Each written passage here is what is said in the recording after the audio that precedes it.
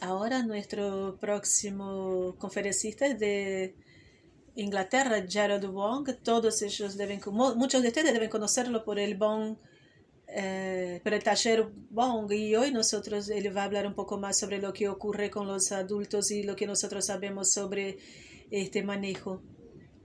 Entonces, muchas gracias por estar acá nuevamente, Jared. El micrófono es tuyo. Muchas gracias, Elizabeth, por haber organizado esta reunión y haberme invitado para poder compartir con ustedes algunos aspectos sobre el manejo óseo, especialmente en adultos con distrofia de Duchenne. Algunas cosas están más claras, ustedes van a ver en la diapositiva. Yo soy un pediatra endocrinólogo y también trato de la cuestión ósea suprarrenal en los pacientes. Entonces nosotros hemos identificado en los últimos 3 años por lo menos 20 pacientes antes de entrar hacia la fase adulta. Entonces nosotros vamos a discutir los estándares internacionales pediátricos, cómo esto ha cambiado cuando nosotros podemos adaptar eso a la población adulta.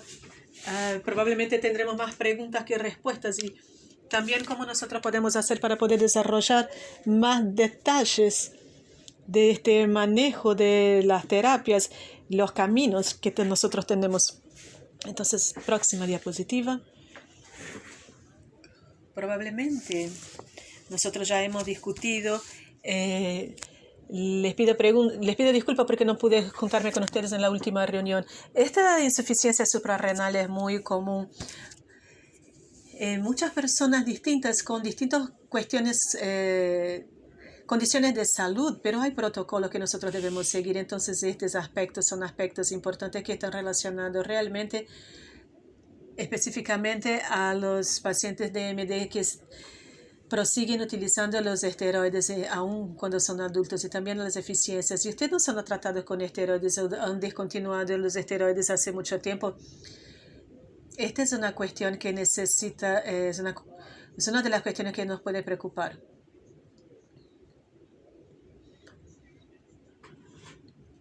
Nosotros conocemos las medicaciones de esteroides, son muy bonitas y muy buenas, y nosotros ya hemos discutido eso. Son formas artificiales de esteroides y el cuerpo normalmente produce esteroides a través de 2 glándulas, pituitaria y hipófisis adrenal.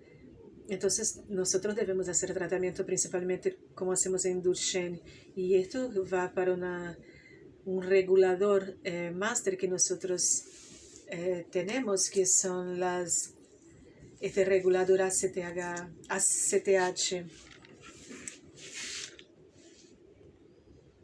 Pero cuando cualquier uno de nosotros tomamos esteroides, nosotros cambiamos esto hacia una señal.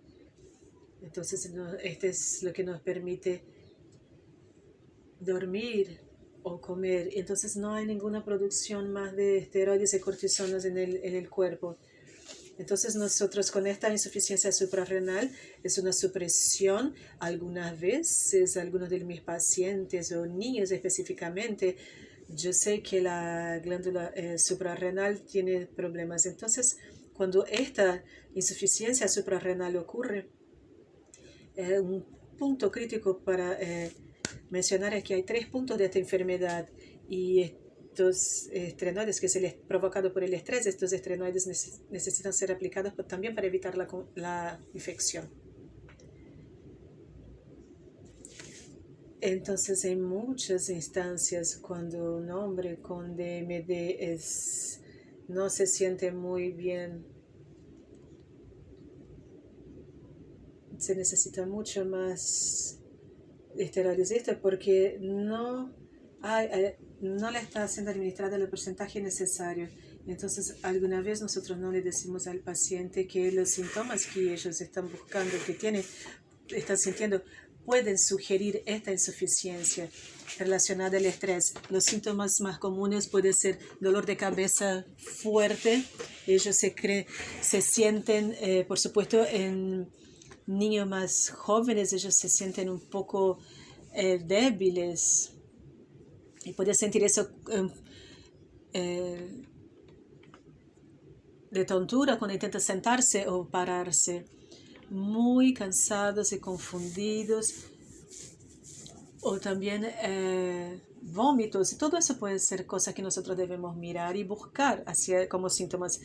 Ahora, lo que nosotros también debemos recordar en el contexto de esta insuficiencia suprarrenal, especialmente en esta insuficiencia que tiene este defecto en la glándula suprarrenal, nosotros debemos hablar con la cuestión y verificar la cuestión del potasio, pero tampoco debemos hacer un cambio esencial sobre las altas tasas de potasio. Entonces, por favor, esperen el resultado de los análisis para poder ver qué es lo que deben hacer. Entonces, críticamente, en el evento de enfermedades con vómito, por ejemplo, son enfermedades mucho más graves, con infecciones, mucho cansancio, debilidad.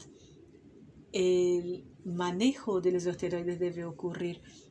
Y en estas circunstancias, no todos los esteroides son apropiados para eso. Entonces, la actualización de los padrones internacionales en 2018 destaca la importancia de ellos, y aparte de eso, habla de cortisona, la utilización de hidrocortisona, que puede ser inyectada también y puede ser presentada en el hospital también urgentemente, y en el hospital el manejo de esteroides también debe ocurrir a través de la institución, hecha en la institución. Por supuesto que la insuficiencia suprarrenal puede ocurrir en muchas condiciones, y esto puede ocurrir en el hospital, en su país, en su región, específicamente el protocolo para esta insuficiencia adrenal. Pero en nuestro país los médicos no saben exactamente qué es eso. Entonces ellos, no hay un protocolo que ellos puedan seguir para poder identificar específicamente las condiciones del paciente. Cuando nosotros tenemos una enfermedad más leve, sin vómitos, nosotros ahora creemos que esteroides, una dosis extra de esteroides por vía oral puede prevenir esta crisis. Entonces es algo bastante aconsejable, y esto ocurre mucho en los niños con DMD. Lo que nosotros sabemos que las dosis de prednisolona y de Flazacort utilizadas pueden causar esta insuficiencia suprarrenal, pero no son utilizados por el tiempo suficiente para poder tratar con el estrés. También, por otro lado, en estos estándares de cuidado, yo creo que hay muchos hospitales y locales en los países que recomiendan la utilización de prednisolona 4 veces al día. Por lo menos en Inglaterra ellos van a pedir por todos los esteroides de hidrocortisona, que puede ser en inyecciones, pero también están las pastillas para que sean ingeridas 3 a 4 veces al día. Entonces, si hay una enfermedad leve de una persona joven, esta persona se va a sentir mucho mejor. Yo les puse acá que esto ocurre menos en la población adulta que en población pediátrica. Nosotros sabemos que debemos hacer la clínica, por lo menos para los pacientes pediátricos, por lo menos en los próximos años. También va a mejorar la clínica en el futuro para ver cómo esto es útil, y de las dosis para poder tratar con el estrés. Ustedes van a ver cuán importantes son las dosis. Entonces, cuando nosotros hablamos del manejo hospitalario de una crisis, cuando la persona ingiere los esteroides por vía oral, y nosotros vemos médicos, y nosotros tenemos entonces los esteroides IV bolus. para poder seguir con esta infusión. Algunas veces la presentación de la enfermedad va a llevar a una reducción de la glucosis cuando la enfermedad se presenta. Una cosa que debemos hacer, pero a veces algunos clínicos hacen para los pacientes con DMD, pero en algunas ocasiones cuando los esteroides deben ser discontinuados, una de las cosas que debemos recordarnos es cuando nosotros hacemos este plan de reducción, nosotros debemos mostrar al paciente, entonces claramente esto debe ser hecho, esto no puede ser hecho, este esteroide no debe ser interrumpido abruptamente, o esto no debe ser hecho. Nosotros debemos hacer una cita con el médico local y tener una discusión entre el endocrinólogo. Mi abordaje es que nosotros debemos poner mucha atención para poder hacer esta reducción por algunos meses y después se convierte todo en hidrocortisona por 6-8 semanas para hacer una prueba nuevamente. Acuérdense, la parte más importante de esa es la descontinuación de los esteroides, porque se va a reducir las áreas en que el esteroide está cubriendo. Entonces, este es un problema. La crisis, la insuficiencia suprarrenal, esta crisis puede ser provocada por la reducción de los esteroides. Entonces, acuérdense que una enfermedad leve puede tener fiebre, incluir fiebre. También tenemos la infusión de bisfosfonato 4, la primera dosis usualmente. Después tenemos el procedimiento, los procedimientos dentales que pueden ser, que son algunos más adoloridos que otros. Entonces el dentista debe estar informado sobre la utilización de medicación por el paciente. Entonces vamos a hablar sobre los huesos ahora, porque nosotros sabemos que esto está ampliamente vinculado a la utilización de esteroides, principalmente para la parte de la espinal. Entonces sabemos que el riesgo de fracturas son muy altos, entonces la utilización de esteroides es recomendada. Realmente hay muchas cosas que nosotros debemos aprender en los aspectos de salud para los adultos con DMD. También hay muchas cosas sobre el manejo con adultos de DMD que nosotros debemos aprender.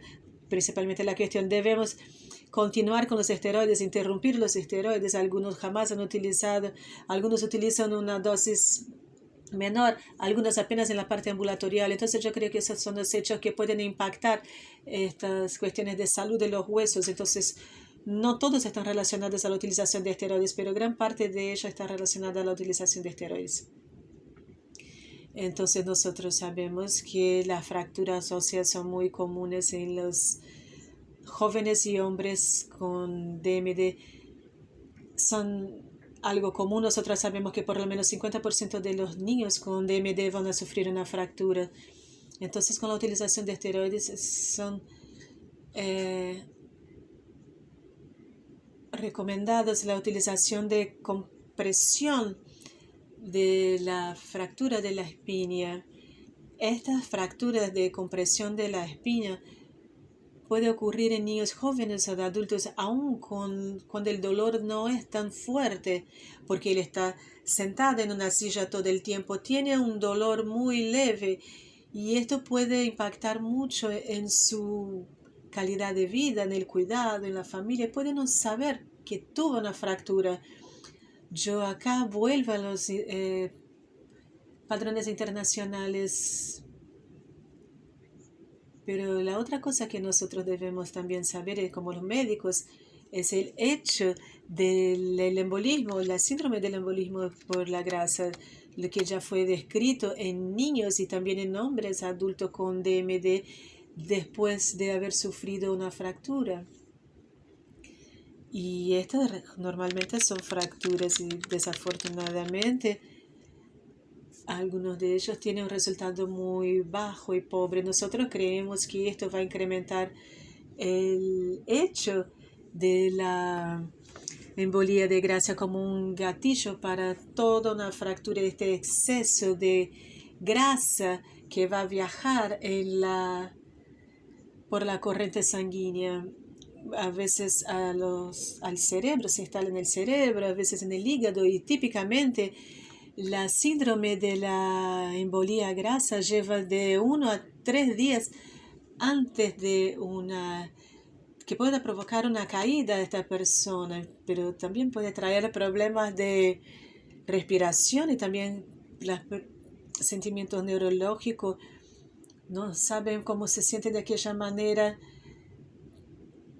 También puede sentir picaduras, rascaduras en el cuerpo. Entonces la consideración de este embolismo de grasa debe ser levantado por los médicos que están haciendo este manejo, pero por supuesto hay un tratamiento específico para esta enfermedad, para esta síndrome, siempre con el soporte de oxígeno, ventilación, pero por supuesto hay muchas cosas relacionadas, especialmente en adultos con DMD, relacionadas a esta síndrome de grasa. Lo que las actualizaciones nos dicen para todos los niños con DMD, principalmente aquellos que hacen suplementación alimentaria, y es que ellos deben hacer el monitoreo de los niveles de vitamina D una vez al año. Y esto debe ser hecho para poder identificar posibles fracturas de forma temprana para poder evitar este dolor, pero no siempre es algo fácil de ser hecho, principalmente en los pacientes con DMD, en algunos pacientes, principalmente aquellos que han tenido la interpretación de escoliosis y tiene este desafío, pero es cuando surge un dolor de espalda muy nuevo. Y una de las cosas está relacionada que algunas veces aún cuando vemos una imagen de rayo X, ella no es tan buena para poder identificar o diagnosticar este tipo de fracción. Entonces, claramente, cuando los médicos hacen estas presentaciones, ellos sugieren esta fracción en un rayo X. Probablemente ellos no van a verlo, pero hay otros tipos de metodología, por ejemplo, como el MRI, para poder identificar. También la cuestión de la medición de la densidad ósea es recomendada para que sea hecha una vez al año. Entonces son los desafíos y las dificultades que deben ser identificadas para saber exactamente qué es lo que ellos significan, y aún se necesitan algunos consensos para que nosotros hagamos más investigaciones sobre nuestros pacientes. Entonces el algoritmo de tratamiento para osteoporosis para los pacientes de DMD es la aplicación intravenosa de bisfosfonato con la primera muestra de fragilidad del paciente. Múltiples fracturas pueden ocurrir también en la parte de la espina. Entonces nosotros no debemos tratar esta parte leve y no considerarla. Creo que la medicación debe ser ajustada y espero que nosotros realmente encontremos algo más rápido para poder ayudar a los pacientes que están pasando por este tipo de situación. Nosotros ahora tenemos algunas pruebas randomizadas para poder estabilizar las fracturas y tal vez puedan reducir un poco el riesgo de fracturas. Y si tratamos un paciente pediátrico, nosotros ahora reconocemos que la osteoporosis en los pacientes, especialmente por la utilización de corticoides en estos pacientes. Por supuesto, alguna preocupación sobre la utilización a largo plazo de bifosfonato. Nosotros también debemos analizar diariamente por 1 año o 2 y después volver a empezar este tratamiento. También hay otras medicinas que pueden interrumpir esta deterioración del hueso. También hay cosas que pueden ser utilizadas para los pacientes que tienen osteoporosis y DMD en niños, porque no todas pueden ser utilizadas porque hay algunas contraindicaciones. Por ejemplo, no sirven para los niños. Entonces podemos mostrar que, y ya sabemos que hay algunos pacientes o aún ambulatoriales que continúan utilizando. ¿Qué es lo que nosotros podemos hacer si nosotros tenemos un paciente con osteoporosis que no es un paciente pediátrico? Creo que nosotros debemos de tener un consenso sobre cómo, cuando nosotros tratamos, cuál es la medicina que debemos utilizar. En Inglaterra nosotros tenemos un network para poder trabajar de manera muy específica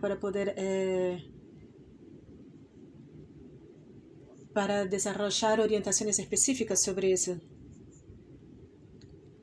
Porque hay identificaciones específicas, pero si nosotros desarrollamos esto, se va a ser muy útil para todos los países si desarrollamos orientaciones nacionales y podemos compartir con ustedes. Vamos a hablar ahora un poco de la pubertad. Muy rápidamente, la mayoría de los niños con DMD que utilizan esteroides, ellos no empiezan la pubertad. Y la razón por la cual es que se recomienda la terapia de testosterona para poder interrumpir la pubertad, y ahora tenemos evidencia de que esto realmente funciona de esta manera, ayuda con el crecimiento y ayuda con la cuestión de los huesos, pero tiene este otro punto. Generalmente mi protocolo es empezar con la terapia de testosterona si no hay señales de pubertad, y después de la edad de los 14 años empezar a considerar esta discusión, en realidad a partir de los 12 años, para poder hacer esta testosterona fisiológica. Yo interrumpo la utilización de testosterona cuando ellos empiezan las fases adultas, pero también quiero hacer una prueba de funcionamiento. Y la noticia buena que tenemos acá es que hay un pequeño cohorte que la mayoría de los pacientes parecen tener un buen desarrollo en las pruebas y buenos niveles de hormonas y testosteronas en adultos, pero aún hay un pequeño número de hombres con DMD que aún no fueron medidos con los test de testosterona, necesitan la suplementación de testosterona para el resto de su vida, y esto es algo que en algún momento nosotros vamos a aprender un poco más sobre eso y sospechar un poco de la relación de eso con la pubertad. Las pruebas fueron hechas para el hormona de testosterona, pero las pruebas también fueron hechas para la utilización. Este es un aspecto, creo yo, que por muchos años, tal vez 10, 11 años, fue una herramienta importante. Esto significa que no es una cuestión importante, es una información práctica y literal que tenemos en la literatura publicada, y nosotros sabemos que hay algunos hombres con DMD que se han confrontado con eso, pero yo creo que es importante decir que estudiamos este aspecto, que pueden haber algunos problemas también, pero algunas fatalidades para los hombres con DMD en general. Yo creo que desarrollar las orientaciones para este asunto o el manejo de esto, precisamos desarrollar eso. Entonces, esta es mi última diapositiva. Entonces nosotros hablamos sobre la insuficiencia para los pacientes que utilizan esteroides por largo plazo. Ellos necesitan un plan para el día siguiente, también un plan para el hospital. Debemos hacer un monitoreo óseo porque ellos pueden necesitar un tratamiento individualizado, porque pueden tener desafíos técnicos muy importantes, significantes. Y nosotros también ver si los pacientes tienen un estándar de dolor en la espalda. Entonces debemos hacer análisis de imagen de la espina para poder estudiar mejor. Las fatalidades son un problema que nosotros sabemos, pero nosotros siempre debemos estar haciendo la medición de los niveles de testosterona, porque nosotros aún no tenemos una evidencia bastante clara sobre eso. Bueno, la última cosa que quería compartir con ustedes es las cosas que tal vez ustedes estén, que los médicos podrían estar interesados, que están más centralizadas en la cuestión centralizada, que es la primera. La segunda conferencia que va a ocurrir en octubre está más centralizada para las personas adultas. Entonces, muchísimas gracias por haberme dado este tiempo.